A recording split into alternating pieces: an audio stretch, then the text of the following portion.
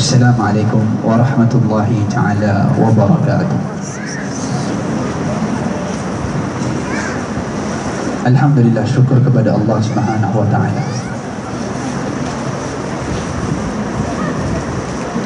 yang telah memberikan kita keizinan untuk sentiasa bersatu hati apabila datang di bulan Ramadan, untuk pada malam hari, walau keesokan hari bekerja, walau keesokan hari sibuk dengan tugas, walaupun keesokan hari mempunyai hajat masing-masing, tetapi bersatu hati sujud kepada Allah Subhanahu wa ta'ala.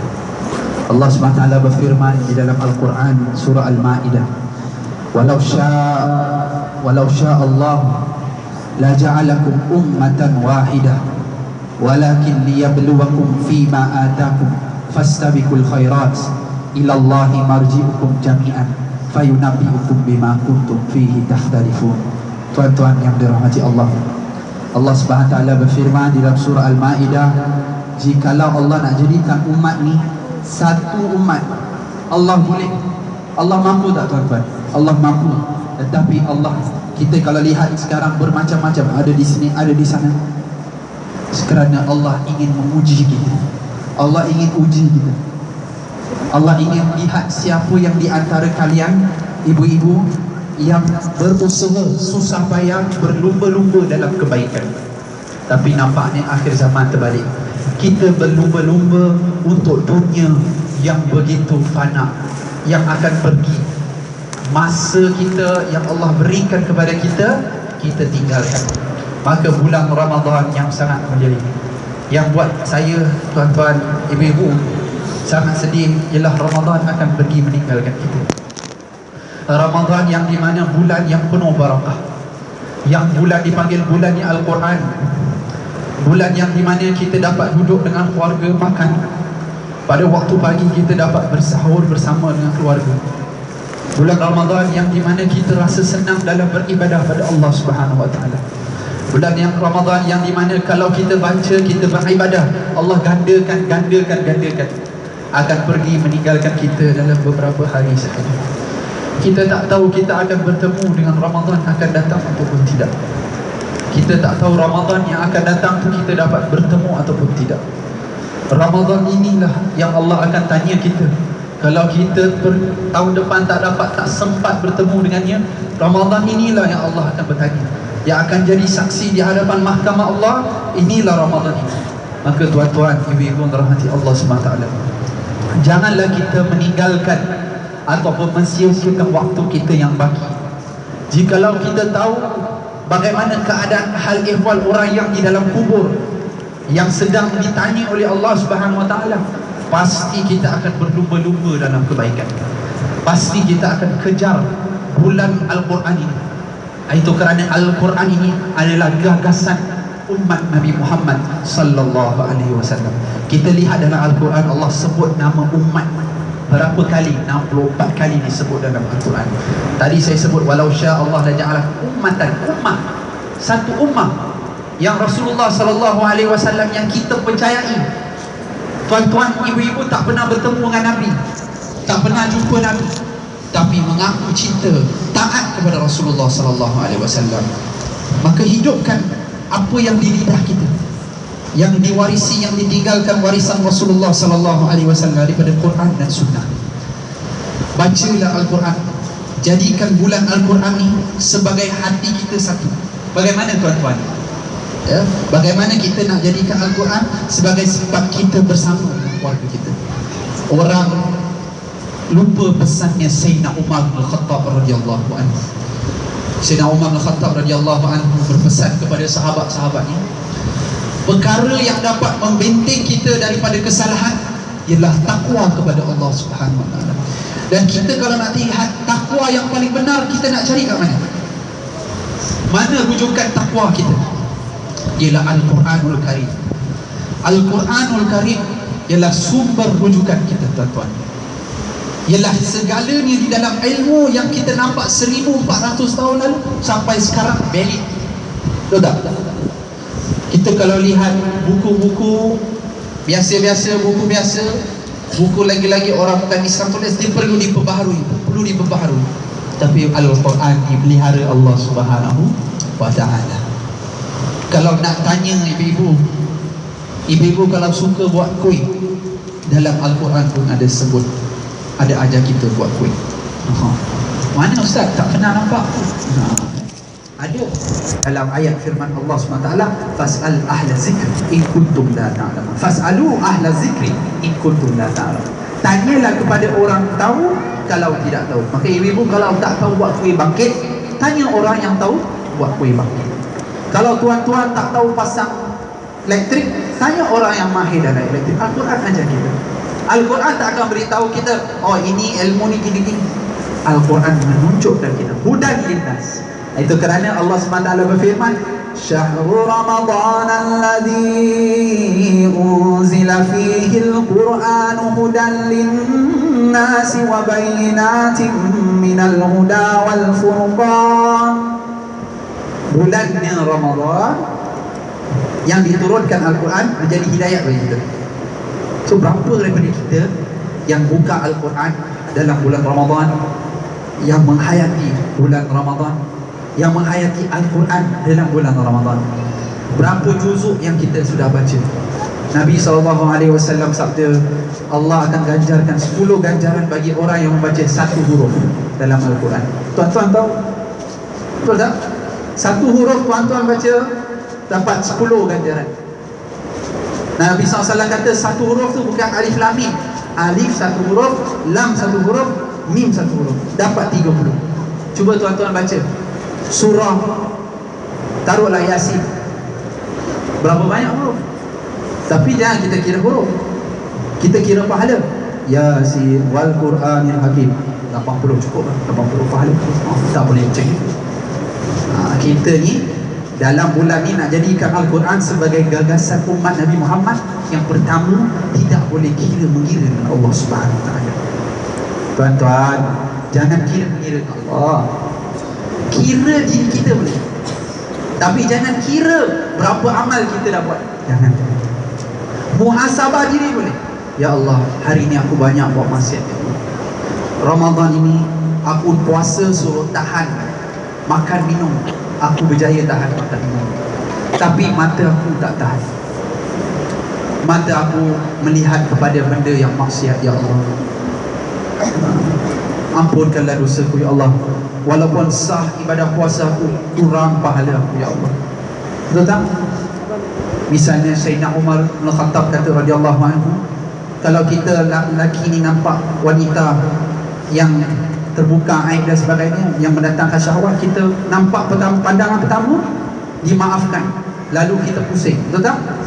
Terpusing dan istighfar kepada Allah SWT. Tapi ini salah tafsir.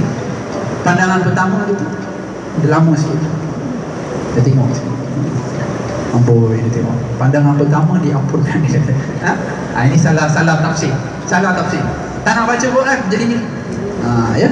Maka rosak pahala ibadah.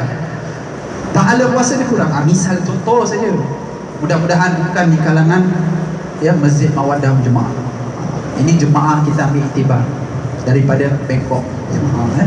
Kita ambil iktibar. Maka tuan-tuan yang dirahmati Allah, ibu-ibu yang dirahmati Allah SWT, itu baru contoh. Saya kalau kasih contoh ni untuk suami, untuk lelaki-lelaki, ibu-ibu dengar, nanti ibu-ibu balik dan bilang suami. Itu yang saya pantau. Abang dengar, abang jaga mata abang. Padahal ini untuk dua-dua sekali. Mata dijaga, telinga dijaga. Alihkan kereta, okey boleh. Ini pun ujian juga. SJC 4977, SJC 4977 dan juga SGD 3907. Harap mengalihkan keretanya agar tidak mengganggu laluan. Nampak iklan?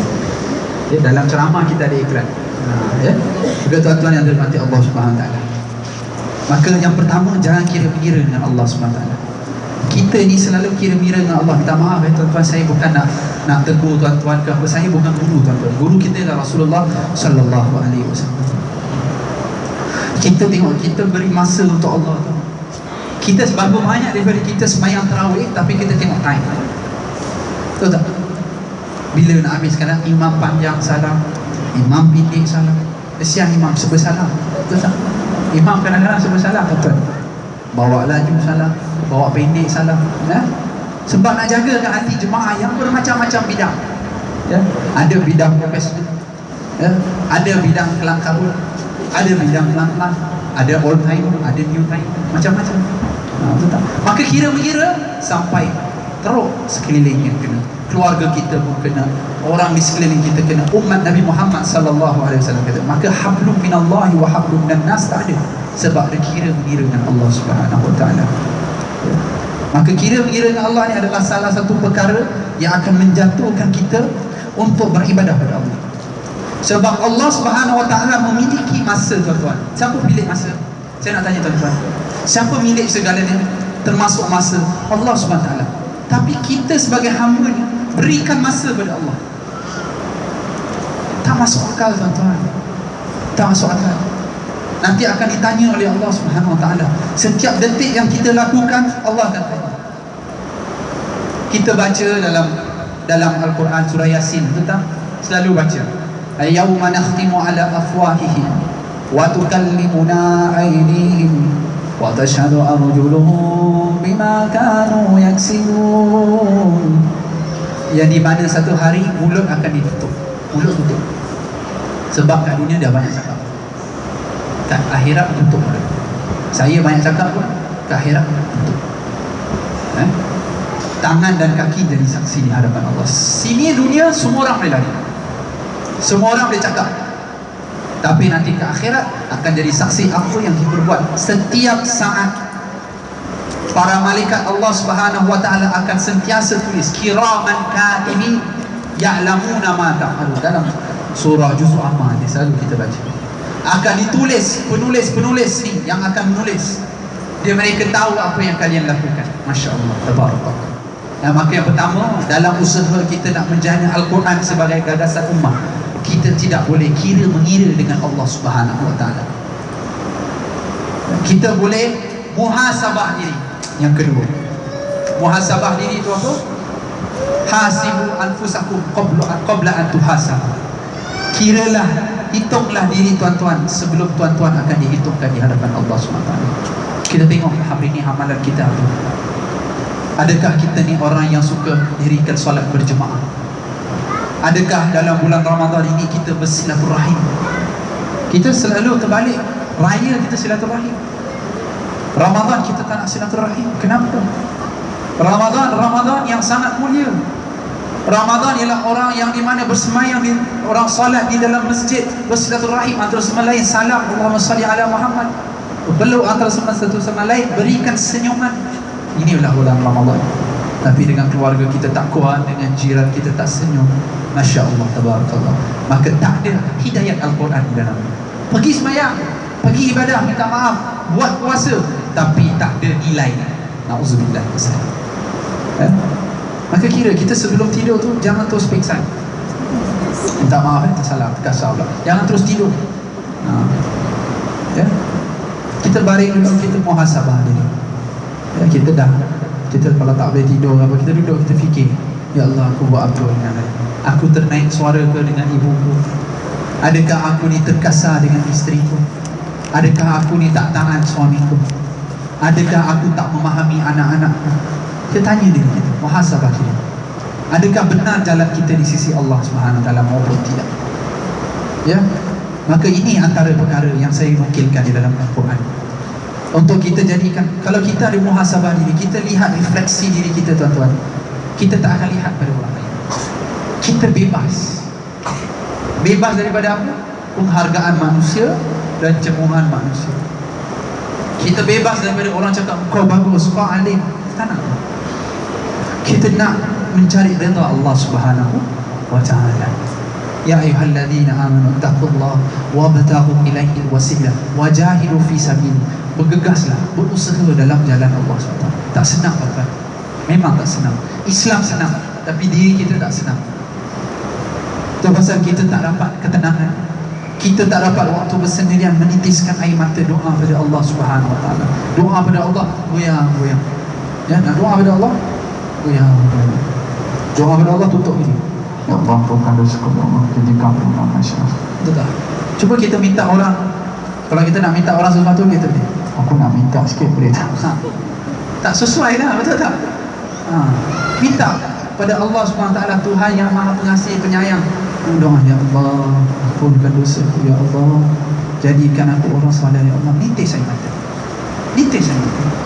Waktu bersendirian, nitis air mata. Sedang bertahajud, sedang beribadah, sedang sujud pada Allah, nitis air mata. Betul tak? Tak ada orang risau pasal kita. Jangan takut. Titisan air mata kita yang di dunia, walaupun satu titisan air mata lebih berharga daripada 1000 titisan air mata dalam kubur nanti. Maka yang pertama tadi tuan-tuan, jangan mengira dengan Allah SWT. Tetapi yang kedua, bermuhasabah. Kita refleksi. Ya? Kalaulah nikmat Allah nak dibandingkan dengan amal kita dan dosa kita, berapa banyak nikmat Allah tuan-tuan? Tuan-tuan, nikmat Allah tuan-tuan, kelip mata je lah nikmat. Tuan-tuan bayangkan tak boleh kelip mata, betul tak? Tercengang kan ni, Alhamdulillah misalnya. Bayangkan tak boleh telan alio, ini nikmat Allah. Bayangkan tak ada udara, ni kan innalillahi wa inna ilaihi raji'un. Tapi nikmat ni waktu senang kita tak sadar, sebab ia ujian daripada Allah.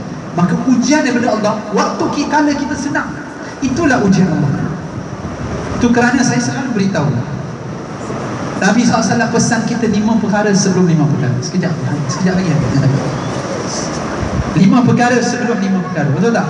Sihat sebelum sakit, kaya sebelum miskin, muda sebelum tua, lagi apa? Lapang sebelum sempit, hidup sebelum mati. Betul tak ibu-ibu? Penat Raihan nyanyi. Tahu Raihan ada lagu ni tau. Betul tak? Raihan sampai penat nyanyi. Ingat 5 perkara sebelum 5 perkara, sihat sebelum sakit. Betul tak? Dia nyanyi, kita dengar khusyuk, betul, sedap lah, power lah. Betul tak? Tapi kita tak menghayati apa sabda Rasulullah SAW. Ujian kita tengah sihat, tengah lapang, tapi waktu tengah stres baru ingat, ya Allah. Tadi waktu petang saya kasih seminar pasal doa. Doa orang yang paling mustajab, antaranya orang yang terdesak. Tuan-tuan tahu terdesak pun, terdesak tu maksud terhimpit, dalam keadaan stres, dizalimi, pening kepala. Kalau keadaan kita selalu, orang tu buat apa tau? Dia akan doa pada Allah. Walaupun dia jinggaru mana pun, dia akan, kalau dalam keadaan susah pun, tahu tak jinggaru? Saya cakap jinggaru tahu jinggaru tahu? Garu-garu belah. Jinggaru, cakap saya jinggaru dia. Jinggaru tu orang yang kat luar bebas, tak nak semayang, tak nak ibadat, tak nak. Tapi kalau musibah datang, kalau dia orang Islam, dia tetap akan sebut, ya Allah, sakit ya Allah. Betul tak? Macam mana punya jinggaru? Tak tahu jinggaru? Macam mana punya jinggaru? Bukan jin bergaruk tau. Jinggaru. Ini tak tahu. Zaman saya berbual dengan kawan saya pun tak faham. Saya berbual dengan orang old timer pun tak faham. Tak tahu bahasa apa ni. Tapi saya dengar kat mana pun tak tahu. Tapi saya kongsikan ilmu jinggaru. Orang jinggaru macam mana pun, dia macam mana susah pun, dia akan ingat Allah SWT. Sebab apa? Bukan keadaan terdesak, bukan keadaan susah tu. Keadaan dia tengah sempit tu, hati dia tu pasrah kepada Allah. Dia serah pada Allah. Dia tahu tak ada orang boleh tolong dia, dia minta Allah kabul permintaan dia. Betul tak? Bukan kondisi dia terhempit, itu sebab musabab. Tapi kerana keadaan gitulah hatinya, ya Allah tolonglah aku ya Allah. Dalam keadaan terdesak, Allah akan angkat hijab, dia akan doa. Berapa daripada kita bermasalah, bermacam-macam masalah. Tuan-tuan yang masalah ada, saya pun ada masalah. Semua orang ada masalah masing-masing. Masalah harta, anak, keluarga, sahabat, jiran, hutang, agama, macam-macam masalah. Betul tak? Macam-macam masalah. Semua orang ada masalah. Kita semua terdesak. Belum besok bangun tidur, dah fikir dah nak buat apa. Betul tak? Nak jumpa bos, ya, nak jumpa pekerja, nak jumpa sahabat. Kalau ada problem, stres. Doa dah. Maka kita ni nak jadikan umat kita ni satu. Banyakkan orang tak faham. sibuk nak ibadat-ibadat, tapi dia tak berdoa kepada Allah SWT. Dia sibuk mengira dengan Allah, dia tak sibuk lihat diri dia tak muhasabah diri, dan dia tak berdoa kepada Allah. Ini nombor 3, kurang berdoa kepada Allah. Wa iza sa'alaka ibadi anni fa inni qarib. Jikalau kalian minta kepadaku, kata Allah, sebagai hamba kita minta kepada Allah, Allah kabulkan. Tapi bila Allah nak kabulkan, Tuhan Allah, ustaz saya ni, ustaz saya minta Allah. Ada orang ni datang kat saya, ustaz dululah dia ni diceritakan sahabat saya, dia datang kat sahabat saya ni ustaz masyhur. Ustaz saya kawan saya ni ceritakan lah, dia kata ada seorang datang kepada dia, ustaz tolonglah saya, ustaz saya nak rezeki banyak. Dia kata nak rezeki banyak. Saya khusus kawan saya tu pesan kepada dia, sembahyang duha jangan tinggal. Sembahyang duha jangan tinggal, kerana duha ni membuka pintu tirai-tirai miskin. Solat sunat duha ya. Lalu lelaki ni pun dah pergilah buat. Lepas 2 tahun dia bertemu balik dengan ustaz kawan saya ni. Dia kata, ustaz apa khabar ustaz?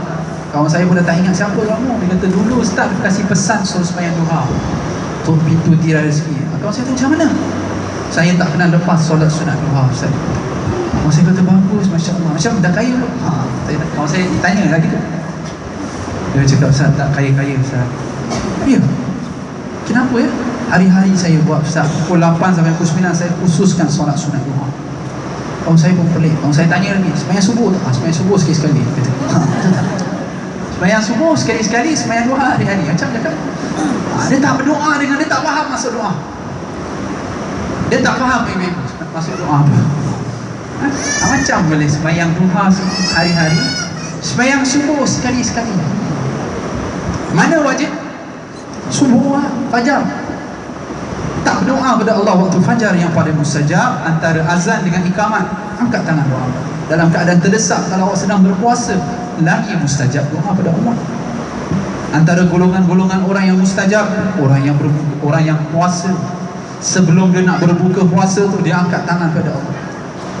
Saya selalu tengok orang kalau sebelum berbuka puasa dia buat apa. Tapi saya tak cakap lah, tengok orang dia apa, ada orang yang takut nak buka dengan saya dari atas. Betul tak? Kita sebelum berbuka ni lagi ada berapa hari lagi tinggal. Saya pesan, tak maaf, lagi 2 minit setengah. Sebelum berbuka tuan-tuan, saya pesan dengan keluarga ke, dengan sahabat ke, duduk doa kepada Allah 5 minit sebelum azan. Jangan sibuk. Saya tengok kadang-kadang orang sibuk atur apa tau, dia atur kurma. Tak maaf ya tuan-tuan, bukan kat sini lah. Kita ambil iktibar, kurma tu posisi kat mana? Tak. Saya tengok dia 10 minit sebelum azan, kurma dekat sini. Lagi 5 minit depan lagi. Betul ni nak main formation bola tu. Betul tak? Sekejap belakang, attacking position ni tu. Dia tak faham saya. Sekejap atur air, buah lain. Dia fikir macam makan. Memang nikmat besar makan berbuka puasa, alhamdulillah. Tapi jangan tinggalkan nilai-nilai berdoa kepada Allah SWT.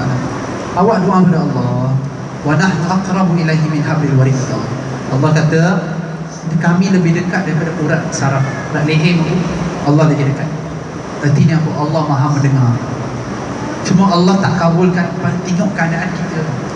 Kita pun minta tak agak-agak. Ada orang datang kat saya, ustaz saya minta doa pada Allah, tak kabul-kabul. Minta apa? Saya minta $5 million. Maaf, $4 million. Kata 4 million, kenapa tak 10 million? Tak apa, 10 million tak nak, 4 million. Apa pergi doa apa, aku tak faham. Ustaz, pelik-pelik kita minta. Kita mintalah pada Allah dengan penuh khusyuk. Doa pada Allah ni sebagai hamba ni bukan untuk diri kita. Kita selalu cari untuk perkara diri kita. Kita bukan nak mengemis kepada Allah, menunjukkan kehambaan kita kepada Allah. Itu kerana kalau kita tak boleh tunjuk kehambaan kita kepada Allah, itu pasal kita takabur pada manusia, terbangga. Minta maaf tuan-tuan, saya minta maaf lah. Saya tak semestinya saya pakai kain kat leher ni masuk syurga. Tuan-tuan mungkin lagi awal masuk syurga daripada saya. Ada orang yang dulu jahat lagi baik daripada kita, Masya Allah. Sebab mereka berdoa kepada Allah, kehambaan, sifat kehambaan, berdoa menitis air mata. Itu saya kata muhasabah diri. Kalau awak muhasabah diri, pasti awak akan dapat nombor 3 ni, iaitu berdoa kepada Allah. Maka Maka ini 3 lah, kalau awak ada, dia menjadi gagasan umat Nabi Muhammad sallallahu alaihi wasallam. Automatik awak akan suka cinta majlis ilmu. Kalau ada majlis ilmu, awak hadir. Kalau ada perkara-perkara buat baik, tolong fakir miskin dan sebagainya, awak datang. Kalau ada orang yang susah memerlukan, awak yang pertama kejar. Bukan orang miskin kejar awak, awak kejar orang miskin. Orang kat luar kalau beri orang masam muka, awak senyum. Bulan Ramadan, awak berikan senyuman. Betul tak? Memanglah Ramadan panas, betul? Ramadan tak makan, tak minum, faham? Susah nak senyum.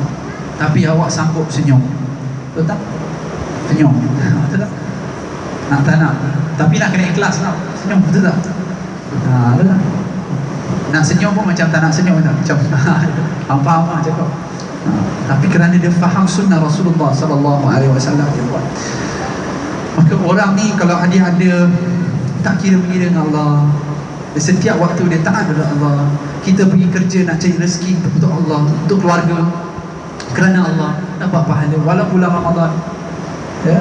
Walaupun bawa balik 2-3 katira. Kalau kita susah macam mana kita bawa 2-3 katira untuk sahabat keluarga kita, mereka lihat Masya Allah, gembira. Pahala-pahala yang kecil sentiasa. Kemudian malam sebelum tidur dia memuhasabah diri. Sebelum dia nak kritik orang, nak menghina orang, 1 jari menunjuk, 3 jari menunjuk balik. Dia ingat diri dia dulu, mungkin aku silap di mana, ya? Tuan-tuan, saya pernah sekali saya mengajar. Ya, ni dululah, umur saya dalam umur 19 tahun. Saya mengajar di satu masjid Fulia Maghrib. Saya sedang mengajar, macam ini banyak orang. Alhamdulillah, tiba-tiba datang satu lelaki, ambil mikrofon. Tengah mengajar syok ni, dia ambil mikrofon. Dia ambil mikrofon tu, tuan-tuan. Dia cakap dengan saya apa tu? Dia pakai mikrofon, dia kata Nabi tak pakai mikrofon. Dia kata, Nabi tak pakai mikrofon, kenapa kau pakai mikrofon? Mengganggu sembahyang aku. Oh, patutlah marah. So saya kata dengan dia, habis nak buat apa? Tentang saya muda lagi, masih takut-takut lah. Bukan sekarang tak takut, sekarang takut juga. Tapi waktu tu lagi takut lah. Dia nak buat apa? Dia kata, jangan pakai mikrofon. Saya kata, nanti Pak Haji kat belakang dalam sound system ada something wrong. Itu tak dengar macam mana? Biar dia tak dengar. Marah betul lah Pak Haji. Muda lagi, mesti lagi baru belajar dan sebagainya. Semua haram. Ya, saya kata dengan dia, okey lah, baiklah. Dia semayang. Dia kata, tak nak semayang. Kamu nak apa sebenarnya?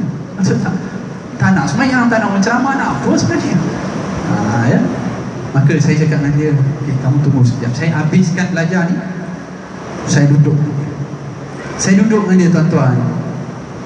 Saya bercakap dengan dia, mungkin saya silap kat mana, saya terpekik ke. Orang kadang-kadang semayang, kita pun kadang-kadang ceramah kuat-kuat, orang semayang pun tak dengar. Dia nak baca siratal ladzina an'amta 'alaihim, siratal. Kita kat sini ingat Allah. Betul tak? Bertembung, betul tak? Macam kita jadi imam. Ghairil maghdubi, ini saya pesan imam. Ghairil maghdubi 'alaihim waladdallin, amin. Tunggu sekejap, kasih makmum baca Fatihah dulu. Adab kita. Awak jadi imam, tunggu, kasih makmum baca Fatihah. Makmum baca Fatihah, awak pun baca qul huwallahu ahad. Makmum siratal ladzina Allahu samad. Macam mana ni? Bertembung selalu. Ini antara perkara-perkara yang perlu ada hikmah, kita muhasabah dia. Jangan asyik nak marah orang. Tuan-tuan, berkat sabar pada waktu tu. Walaupun saya tengah marah, tuan-tuan, berkat sabar. Orang tersebut memang belajar yang saya, maksudnya dia duduk halaqah ilmu dan sebagainya. Sekarang dah pergi belajar, jadi nak belajar hafiz Quran. Kalau waktu tu saya marah balik, dia keluar masjid, tak akan dapatlah dia nak sampai belajar tahfiz Quran. Subhanallah. Inilah tuan-tuan, kita kadang refleksi diri, mungkin saya silap kat mana, mungkin kita silap, ya. Tapi kita jangan asyik cari kesilapan orang. Itu masalah juga. Kita tanya diri kita. Yang nombor 3, kalau kita nak dapat ni perasaan-perasaan sedemikian, kena banyak berdoa kepada Allah Subhanahu wa ta'ala. Mudah-mudahan Allah SWT jadikan kita orang-orang yang diterima amal kita, dapat kita bertemu dengan 10 malam terakhir ni. Salah satu ini ialah malam Lailatul Qadar. Jangan kira mengira untuk tengok ganjil ke tak ganjil ke. Kita terus Kalau Allah nak adakan pada waktu tak ganjil, itu hak Allah SWT. Yang hak kita untuk sembah pada Dia, sujud pada Dia, mohon kepada Dia, ngemis pada Dia, kepada Allah yang Maha Esa, yang Maha mengetahui akan diri tuan-tuan, ibu-ibu. Dalam hati kita Allah tahu, tak ada orang tahu, tak ada orang boleh hukum kita, kata Sayyidina Umar. Tapi Allah SWT yang Maha menghukum. Nanti kat dunia semua orang boleh lepas, kat akhirat kita akan bertemu dengan Allah. Tangan kanan kita baiklah surga, ataupun kitab dilemparkan ke belakang kita, artinya neraka Allah Subhanahu Wa Taala. Nauzubillah min zalik. Maka mudah-mudahan Allah terima amal kita dalam bulan Ramadan ini. Allah jadikan 10 malam terakhir ini 10 malam yang terbaik bagi kita. Allah terima segala amal kita, baik puasa kita, baik tarawih kita, baik bangun malam kita. Allah jadikan kita orang-orang yang ikhlas. Allah jadikan kita orang-orang yang khusyuk. Allah jadikan kita orang-orang yang benar-benar sujud hanya kepada Dia, mencari redha-Nya. Allah jadikan kita orang-orang yang menyampaikan rahmat sesama sendiri, dan diterima segala amal kita dunia akhirat. Amin ya rabbal alamin. Allahumma fa'na bima 'allamtana, rabbi 'allimna allazi yanfa'una, rabbi wa faqi lana wa qarabati lana fina ma kunti musa wa zakar. Allahumma hdina bi hudak waj'alna mimman yusanu fi ridha wa la tuwallina waliyan siwak wa la taj'alna mimman khalafa amraka wa 'asa wa hasbunallahu wa ni'mal wakeel, ni'mal maula wa ni'man nasir. Wa sallallahu ala sayyidina Muhammadin wa ala alihi wa sahbihi wa sallam. Walhamdulillahi rabbil alamin. Maka tuan-tuan, minta maaf salah silap saya. Tuan-tuan, ibu-ibu, maafkan saya tak? Macam tak maafkan aja, cukup raya tu. Tak maaf salah silap jika ada salah cakap ke, bergurau ke. Ada yang awak semua adalah orang yang lagi arif daripada saya baru-baru ini je. Ada yang baik datang daripada Allah, kesilapan datang daripada diri saya sendiri. Wallahu a'lam taufiq. Selamat menyambut ibadah Ramadan 10 terakhir ini. Moga diterima amal kita. Wassalamualaikum warahmatullahi taala wabarakatuh.